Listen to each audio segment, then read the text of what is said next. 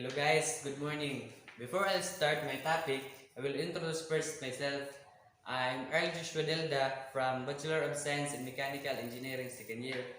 So here's my topic about ideal gas of perfect gas law. Perfect gas law is a theoretically ideal gas which strictly follows Boyle's law and Charles' law of gases. The formula of perfect gas law is pressure multiplied by volume is equals to mass multiplied by gas constant multiplied by temperature, and pressure multiplied by volume is equals to number of moles multiplied by universal gas constant times temperature. P stands for pressure in absolute, V for volume, R for gas constant, MW is for molecular mass, kilograms, kilomoles, and grams per kilomole, and pounds per pound mole. T for temperature, R is for universal gas constant, M for mass in kilograms, grams, and pounds, N for number of moles. The value of universal gas constant is R equals to 8.314 joules per mole Kelvin and 1545 feet-pound per mole Rankine and 0.821 liter atom per mole Kelvin. Determine the volume occupied by 2.3 grams of carbon dioxide gas at standard temperature pressure. Finding the volume of the carbon dioxide gas. So the formula is pressure multiplied by volume is equals to moles multiplied by gas constant times temperature. Rearrange this formula to get the volume. Volume is equals to moles of carbon dioxide multiplied by gas constant and multiplied by temperature divided by pressure. So the moles of the carbon dioxide is 2.34 grams divided by 44.0 grams per mole, and the gas constant is equal to 0.08286 liter atom per mole Kelvin, and the temperature is standard temperature is 273 Kelvin divided by standard pressure of is equal to 1 atom. The answer of this multiplication is the final volume is equal to 1.19 liters. At what temperature will 0.654 moles of neon gas occupy 12.30 liters at 1.95 atmosphere? Pressure is equal to 1.95 atmosphere. Volume is equal to 12.30 liters, and the number of moles is equal to 0.654 moles, and our gas constant of 0.0821 liter atom per mole Kelvin, and the temperature is missing. That is the formula. We rearrange this formula to get the temperature. Temperature is equals to pressure multiplied by volume divided by number of moles multiplied by gas constant. Pressure is equals to 1.95 atmosphere multiplied by 12.30 liters divided by 0.654 moles multiplied by 0.0821 liter atom per mole Kelvin. Cancel all the unit that we need to cancel so that the Kelvin will remain. Cancel this atom, liters, and the moles. The Kelvin is the remaining unit. So the answer of this question, temperature is equals to 447 Kelvin. A gas occupies 48 liters at 700 mmHg and 20 degrees Celsius. Determine the number of moles in the gas. The pressure is equals to 700 mmHg. Convert this to atom 700 mmHg divided by 1 atom over 760 mmHg is equals to 0.92 atom. And the volume is 48 liters. The gas constant is 0.0821 liter atom per mole Kelvin. And the temperature is equals to 20 degrees Celsius plus 273 is equals to 293 Kelvin. And the number of moles is missing. Rearrange this formula in order to get the number of moles. Number of moles is equals to pressure multiplied by volume divided by gas constant multiplied by temperature. Pressure is 0.92 atom multiplied by the volume 48 liter divided by gas constant 0.0821 liter atom per mole Kelvin, and the temperature is 293 Kelvin. Cancel the unit atoms, liters, in Kelvin. So the number of moles in the gas is equals to 1.839 moles. A sample of argon gas at standard temperature pressure occupies 52.2 liters. Determine the number of moles of argon and the mass of argon in the sample. The pressure is standard equals 1 atmosphere, volume is equals to 56.2 liters, and the gas constant is 0.0821 liter atom per mole Kelvin. The temperature is standard 273 Kelvin, and the number of moles is missing. Rearrange this formula to get the number of moles. Pressure multiplied by volume divided by gas constant multiplied by temperature. 1 atom is the pressure, 56.2 liter is the volume, and 0.821 liter atoms per mole Kelvin is the gas constant, and the 273 Kelvin is the temperature. And the answer of the number of moles of the argon is equals to 2.51 moles. And determine the mass of argon. Multiply the moles of the argon and the atomic weight of the argon is equals to 2.51 moles multiplied by 39.95 grams per mole. Cancel the moles, and the mass of argon is equals to 100 grams. 5,600 gas of solid carbon dioxide is put in an empty scaled full 4 liter container at a temperature of 300 Kelvin. When all the solid carbon dioxide becomes gas, what will be the pressure in the container? Determine the moles of carbon dioxide. 5,600 grams divided by 44.009 grams per mole. Cancel the grams, is equals to 0.127 number of moles in the carbon dioxide. The pressure is missing, volume is equals to 4 liters, number of moles is equals to 0.127 moles, and the gas constant is 0.0821 liter atom per mole Kelvin, and the temperature is equals to 300 Kelvin. Rearrange this formula to find the pressure. Pressure is equals to number of moles multiplied by gas constant times temperature divided by volume.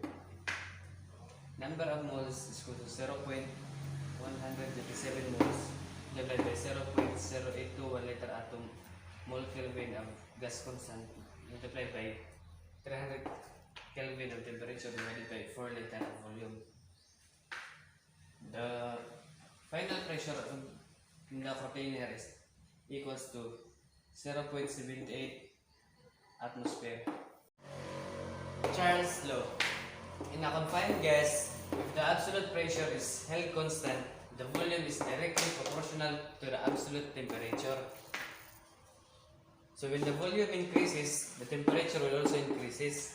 When the volume decreases, the temperature will also decreases. The formula of Charles' law is initial volume divided by initial temperature is equals to final volume divided by final temperature. Charles' law, problem number 1. Calculate the decrease in temperature when 2 liters at 21 degrees Celsius is compressed to 1 liter. Given is volume, initial volume is equals to 2 liter. Initial temperature is equals to 21 degrees Celsius plus 273 is equals to 294 Kelvin. The volume to final volume is equals to 1 liter. The final temperature is missing. We'll find the final temperature by using the Charles law formula. V1 divided by initial temperature is equal to final volume divided by final temperature. 2 liters divided by 294 Kelvin is equal to 1 liter divided by final temperature. We will cross multiply this. 2L times T2 is equals to 2L final temperature is equals to 294 liter Kelvin. Then divide both sides by 2L in order to remain the final temperature here. Cancel 2L, cancel 2L. Then here 294 divided 2L is equals to 194 Kelvin. Here's the final temperature. Then we find the decrease in temperature. To find the Celsius, decrease in Celsius is equals to Kelvin minus 273.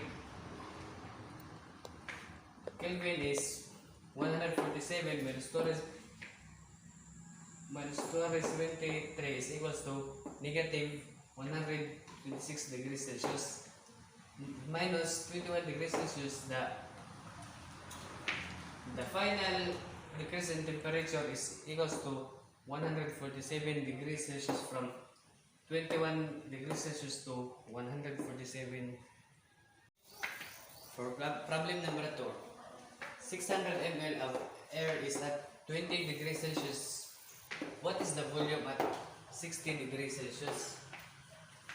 Given initial volume is equals to 600 ml. Initial temperature is equals to 20 degrees Celsius plus 273 is equals to 293 Kelvin.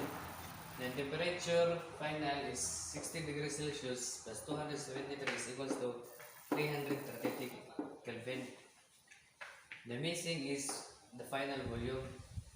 Solution: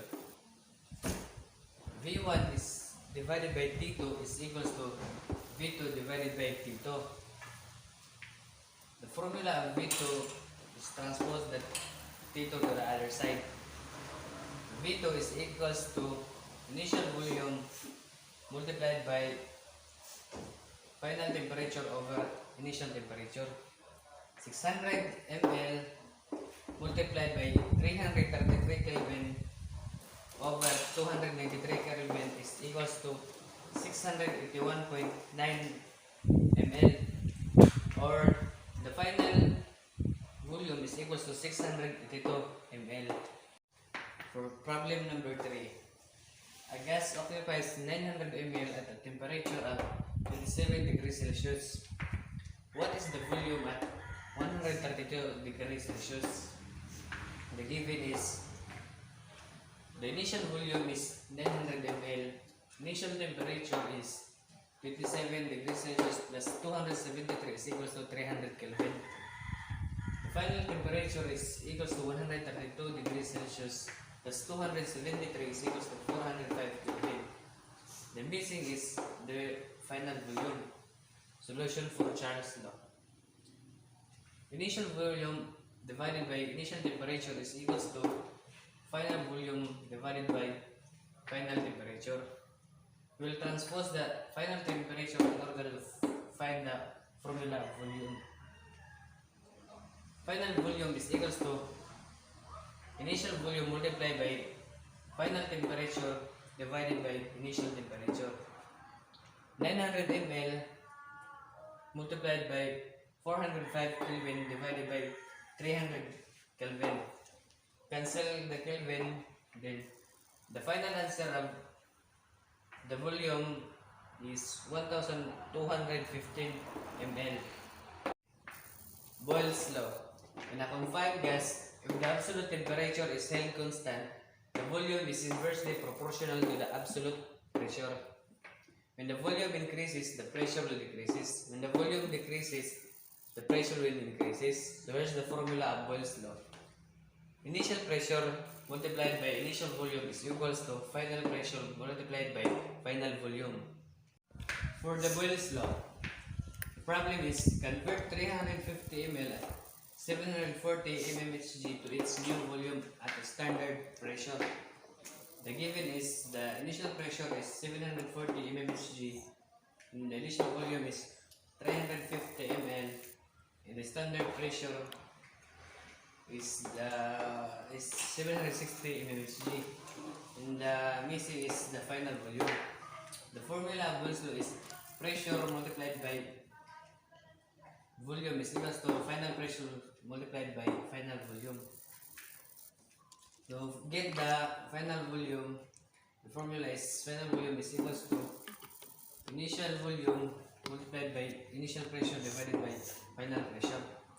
350 ml multiplied by 740 mmHg divided by 760 mmHg. Cancel the mmHg so that the ml will remain. The final volume is equals to 340.79 ml.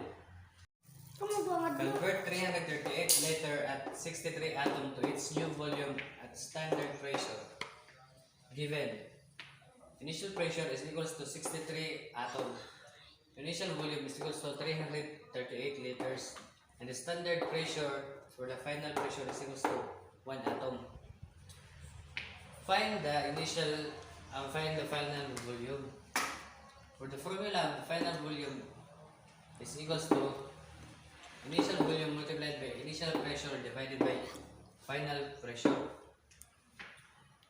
338 liter multiplied by 63 atom divided by 1 atom.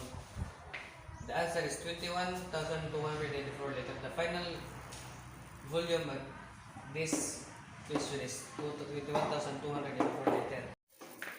A gas occupies 1.56 liter at 1 atom. What will be the volume of the gas if the pressure becomes 3 atoms? Given initial pressure is 1 atom, initial volume is 1.56 liters, and the final pressure is 3 atoms. And the missing is the final volume. The equation for the final volume is equals to initial volume multiplied by initial pressure divided by final pressure. 1.56 liter multiplied by 1 atom divided by 3 atom. The answer for this question, the final volume is equals to 0.520 liters. Gay-Lussac's law. In a confined gas, if the volume is held constant, the absolute pressure is directly proportional to the absolute temperature. When the pressure increases, the temperature will also increases. When the pressure decreases, the temperature will also decreases. The formula of Gay-Lussac's law is initial pressure divided by initial temperature is equals to final pressure divided by final temperature. For the Gay-Lussac's law, the volume is constant. Determine the pressure change when a constant volume of gas at 1 atom is heated from 20 degrees Celsius to 30 degrees Celsius. The given is the initial pressure is 1 atom. The initial temperature is 20 degrees Celsius plus 273 is equals to 293 Kelvin. And the final temperature is equals to 30 degrees Celsius plus 273 is equals to 303 Kelvin. The missing is the final pressure. For the formula of final pressure is equals to initial pressure multiplied by final temperature divided by initial temperature. 1 atom multiplied by 303 Kelvin divided by 293 Kelvin. Cancel the Kelvin and the answer of this equation is equals to final pressure is equals to 1.03 atoms. A gas has a pressure of 0.370 atom at 50 degrees Celsius. What is the pressure at standard temperature? The given is the initial pressure is equal to 0.370 atom. The initial temperature is equal to 50 degrees Celsius plus 273 is equal to 323 Kelvin. And the final temperature is the standard temperature of Kelvin is equal to 273. The final pressure is the missing. The formula of final pressure is equal to initial pressure multiplied by final temperature divided by initial temperature. 0.370 atom multiplied by 273 Kelvin divided by 323 Kelvin. The Kelvin is cancelled and the answer is final pressure is equals to 0.313 atoms. If a gas is cooled from 323 Kelvin to 273.15 Kelvin and the volume is kept constant, what final pressure would result if the original pressure was 750 mmHg? The given of this question is 750 mmHg is the initial pressure. The initial temperature is 323 Kelvin and the final temperature is 273.15 Kelvin. The missing is the final pressure. So the solution of the final pressure is equals to initial pressure multiplied to final temperature divided by initial temperature. 750 mmHg multiplied by 273.15 Kelvin divided by 323 Kelvin. The Kelvin is cancelled, then multiply this equation. And the final pressure is equals to 634.2 mmHg.